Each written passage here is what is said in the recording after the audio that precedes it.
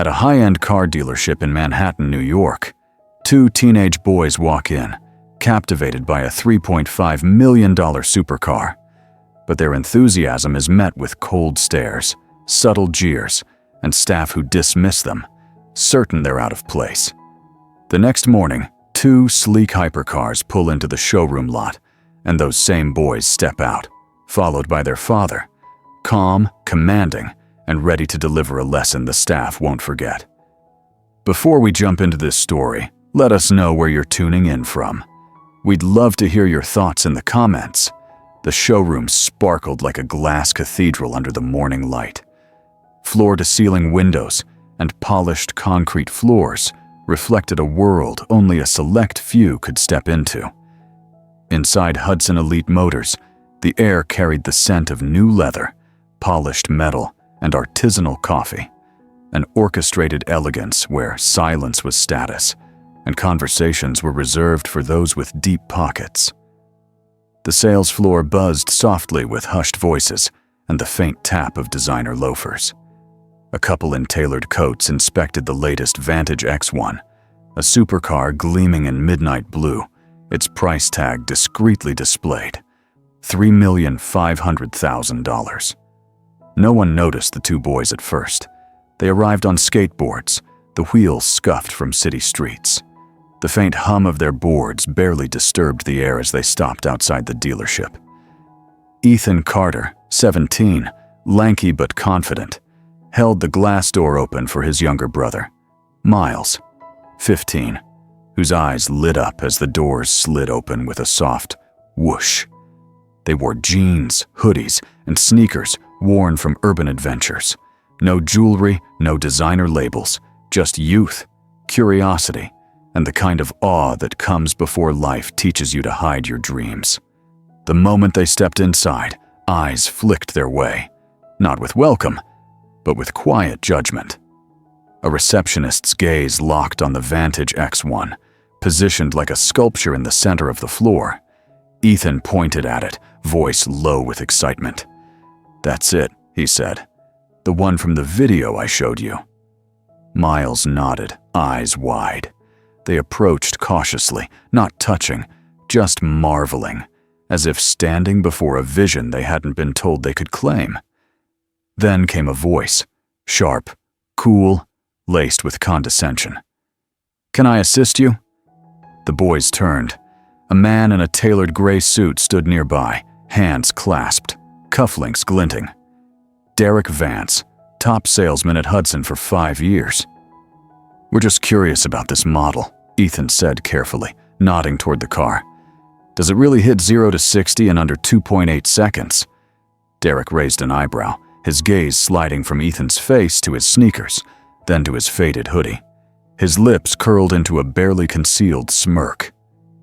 "You kids know this car starts at 3.5 million, right?" he said, enunciating each word as if they might not grasp the figure. "Perhaps you'd be better off looking at something more basic. We don't typically offer walk-in tours." Miles's smile vanished. He glanced at his sneakers, as if they'd given him away. Nearby, the couple in coats glanced over. The man let out a low chuckle. The woman gave a tight smile, the kind that says, "You thought you fit in here?" Ethan cleared his throat. "We didn't mean to waste your time."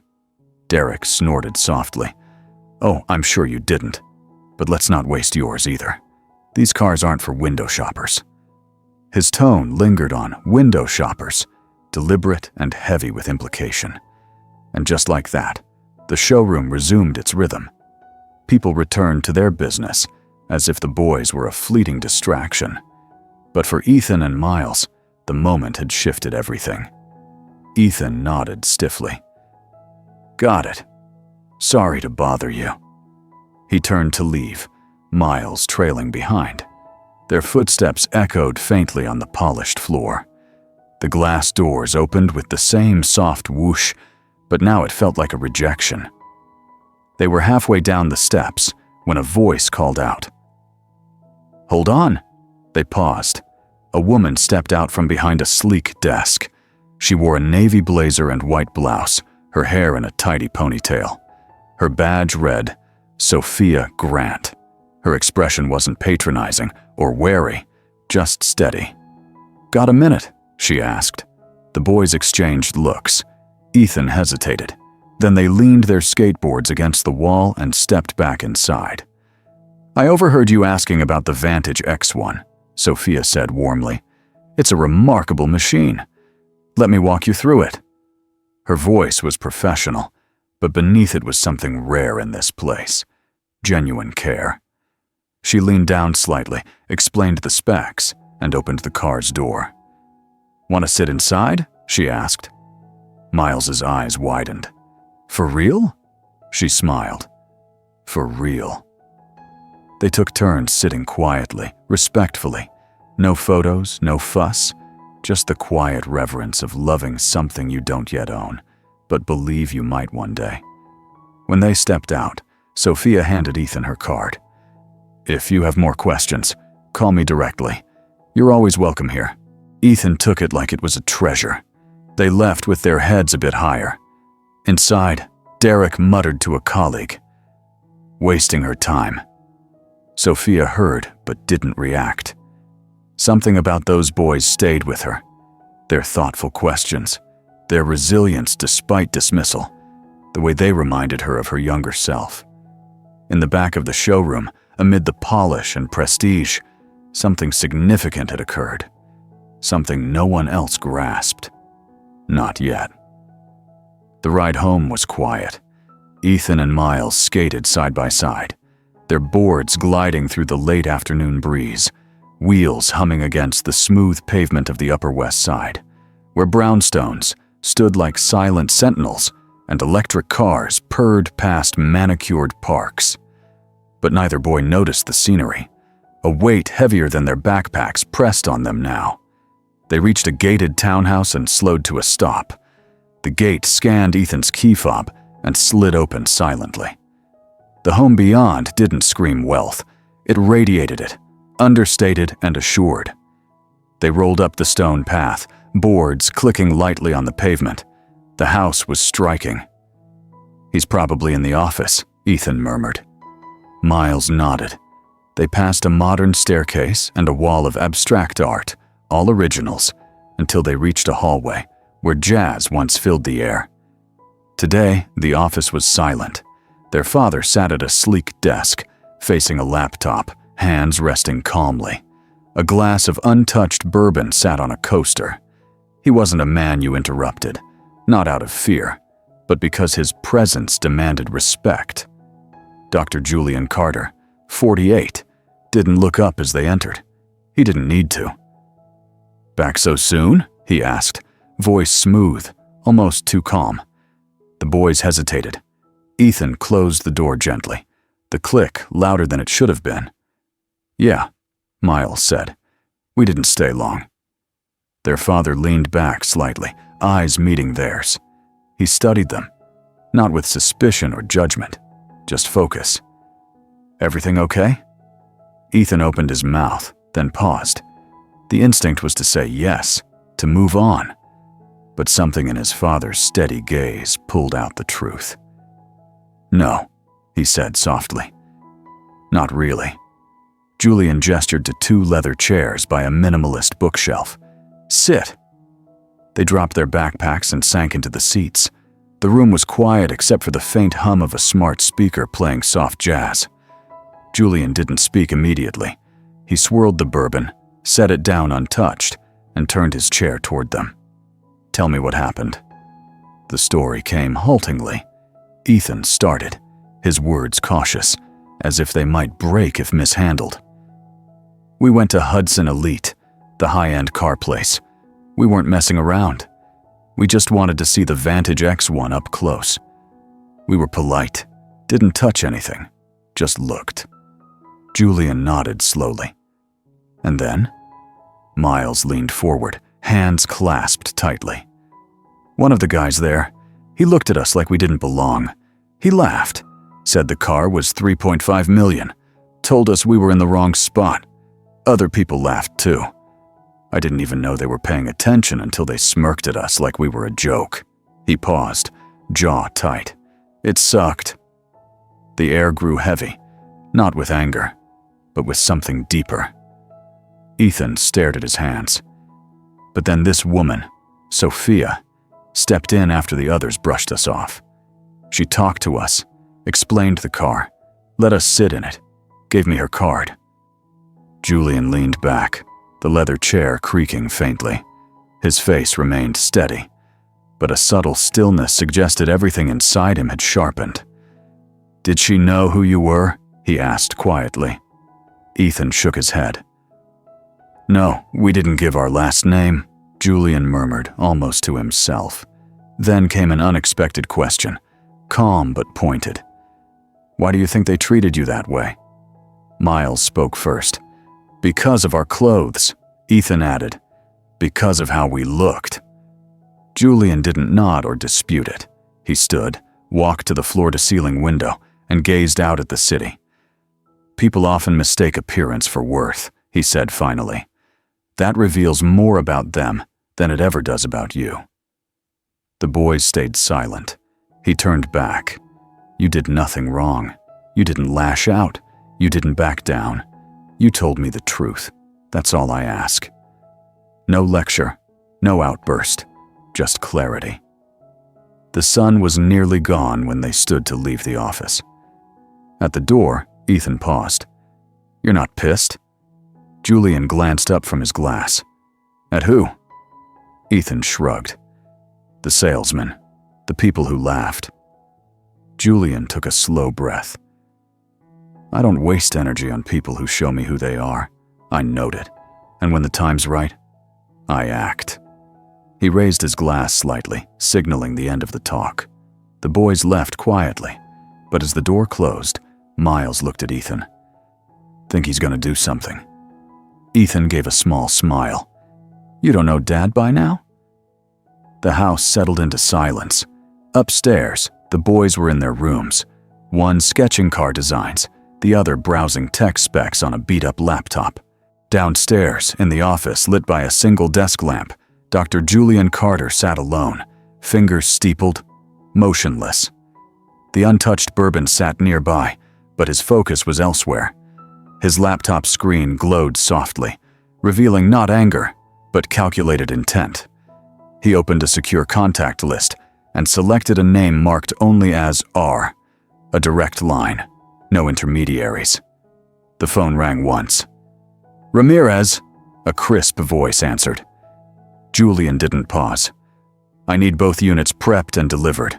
The Vantage X1, serial 12 and 14, full spec. Detail them tonight.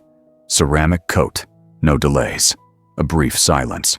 "Tomorrow," Julian said, tone firm. "In front of Hudson Elite Motors by 9 a.m. sharp. Doors closed, engines off. I'll arrive on foot." "Yes, sir." "Brief the drivers.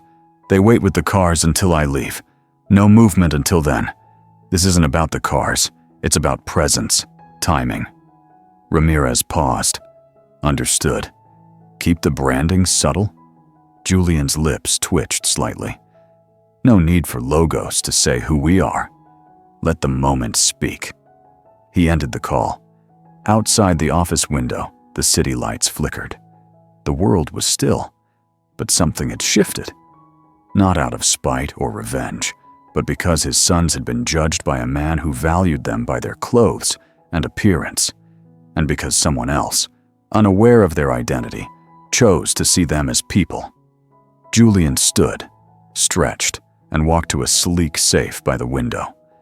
From it, he pulled a titanium fountain pen, engraved with JC, a gift from his first venture capital partner, given when he closed his initial funding round. He hadn't used it in years, until now. He opened a folder, reviewed a purchase order on his desk, and signed with steady precision. No anger, just purpose. As he returned the pen to its case, he lingered, staring at the document. This wasn't about proving a point. It was about teaching his sons. Silence isn't weakness. You don't need to shout to command a room, and true power arrives and departs on its own terms. Tomorrow, the world would see that some names carry weight without being spoken. He switched off the lamp, and the room fell still. The morning sun cut through Manhattan's skyline like a spotlight on a stage no one knew was set. Outside Hudson Elite Motors, the street shimmered with early dew, quiet save for the occasional taxi's hum. At exactly 9 a.m., something extraordinary arrived, not with noise, but with precision. 2 Vantage X1 hypercars, one midnight blue with silver accents, the other matte black with gold trim, glided up in tandem and stopped silently before the showroom. No roar, no revving, just presence. Their doors remained closed, engines off, but the impact was instant. Inside the dealership, conversations halted. Staff froze. A client nearly spilled her latte, leaning toward the window. "That's not just a Vantage," someone whispered. "That's 2, side by side." Phones emerged. Cameras clicked. No one approached. No one dared. Then a rear door on the black Vantage opened. Ethan Carter stepped out, wearing the same hoodie, jeans, and scuffed sneakers from the day before. Nothing had changed in his appearance. He didn't glance around, didn't gloat, just stood with a quiet confidence that drew eyes without effort. Miles followed. Same clothes, same sneakers, but his gaze was steadier. The previous day's weight, now something stronger. The boys walked around the front of the blue Vantage, where the second rear door opened smoothly. Their father stepped out. Dr. Julian Carter wore no watch. He didn't need one. His tailored navy suit spoke wealth without shouting it. He adjusted his cuffs with the precision of a man who demanded perfection in every detail. His face was calm, unreadable. When his polished shoes hit the pavement, the air shifted, not because of who he was, but how he carried it. Derek Vance was mid-story, mocking the boys' posture to a new intern for a laugh when he saw them through the glass. His face paled, his words died, his shoulders stiffened. He watched the 3 figures approach the showroom doors, and for the first time in his polished career, the glass felt less like protection and more like a warning. The doors slid open with a soft whoosh, the same sound that had ushered Ethan and Miles out the day before. But now, the silence that followed was reverent. Customers stepped aside. Staff stopped typing. A manager peered over his office partition. The room stilled, like the pause before a storm. Julian walked to the reception desk, his sons at his sides. He didn't raise his voice or flash credentials. "I'd like to speak with the staff member who assisted my sons yesterday," he said, each word clear, deliberate. The receptionist blinked, startled, then nodded. "Yes, of course." "One moment." Before she could act, Derek stepped forward too eagerly, voice forced with false warmth. "Sir, that was me. I spoke with your sons yesterday." Julian turned slightly, his gaze cutting through Derek's words. "No," he said, sharp and final. "You didn't assist them." Derek opened his mouth, but no sound came. The room watched. Julian shifted his attention to the manager behind the partition. "You're the floor manager?" "Yes, sir," the man replied, stepping forward warily. "I assume your security cameras work," Julian said. The manager nodded. "Yes, we archive everything. Then review the footage before we proceed." The manager didn't argue. He disappeared into his office. The seconds that followed felt like hours. Staff whispered. A few clients shifted, unsure whether to stay or leave. Most stayed, sensing something unfolding. Derek stood pale, jaw tight. Miles glanced at him once, then away. Ethan didn't look at all. They weren't here to gloat. They were here to be seen. 10 minutes later, the manager returned, his face no longer neutral. "We reviewed the footage. The staff member who assisted your sons was Ms. Sophia Grant." Julian nodded once. "And this man?" he asked, gesturing toward Derek without using his name. The manager swallowed. He misrepresented the interaction. His behavior was unprofessional and discriminatory. Julian glanced at his sons. They said nothing. The truth was already at work. Derek's confidence dissolved into the tense air of the showroom. He looked around, desperate for someone to intervene, but no rescue came. The truth was too clear now, even in silence. Dr. Julian Carter faced Derek fully for the first time, his expression unreadable, forged from something deeper than anger.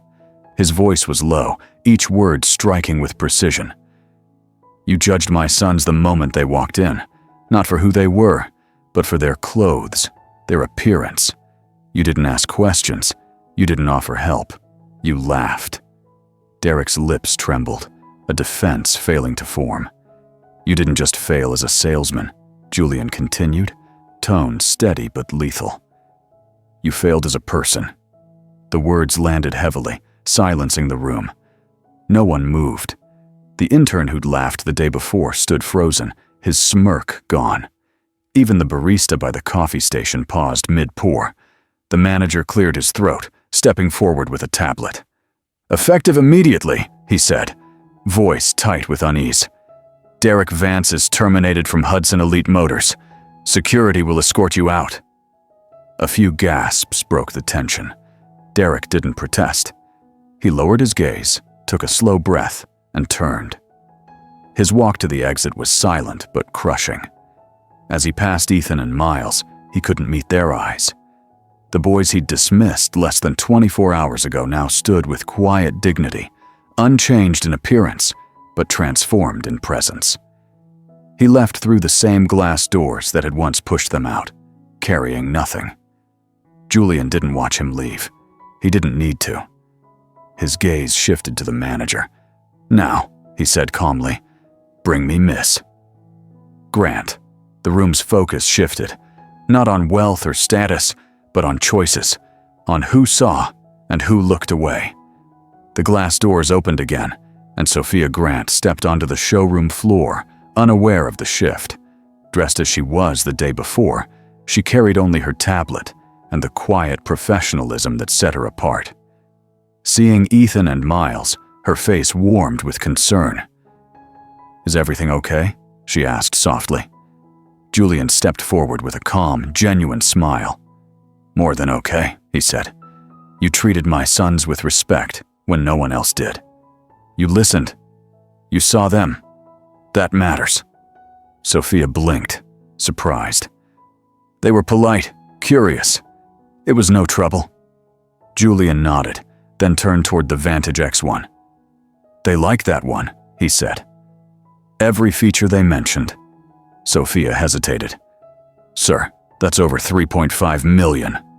"Then make it 3.6, he said, pulling the titanium pen from his pocket. "And ensure the full commission goes to you." As he signed at the same counter where his sons were once dismissed, the deal reverberated through the room. Staff stood in stunned silence. Some looked away, others stared. When the signature was complete, Julian handed the keys to Ethan and Miles. "Happy early birthday," he said. No fanfare, no show. The boys accepted them quietly, understanding the weight of what they now held. Dignity restored. Outside, the showroom doors opened again. The boys walked out as they'd come in. Same hoodies, same jeans. But everything about them had changed. This time, no one laughed. This time, the world watched. Julian turned to Sophia. "Keep doing what you did," he said. "Kindness doesn't go unnoticed. Not forever." She nodded, voice soft. "Thank you." As the Vantage X1 merged into traffic, its engine a soft purr, the dealership held its breath.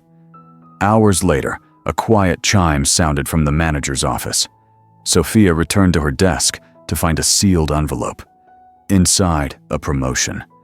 Senior sales consultant. Effective immediately. She didn't cry or boast. She folded the letter, stood tall, and walked across the floor with quiet power. Her steps spoke for her. Because respect isn't demanded, it's earned, and kindness never goes out of style.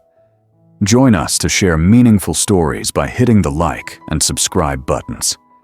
Don't forget to turn on the notification bell to start your day with profound lessons and heartfelt empathy.